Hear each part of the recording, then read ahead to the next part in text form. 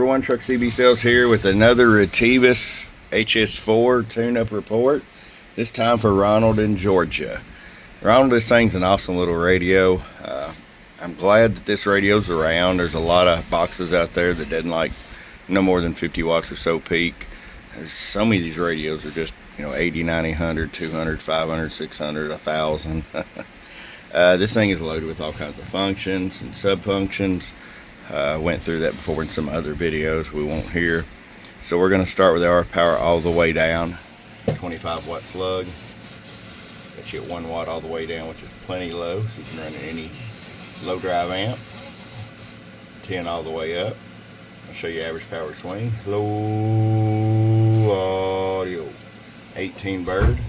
50 watt slug and peak. Hello. 1, 2, 3, 4, 5. 50 watts in the corner. Alright, Ronald, we'll get it out to you, man. I appreciate it. Your Retevis HS4 from truckcbsales.com. Bump bump. Get your truck rise tuned today. Truck rise.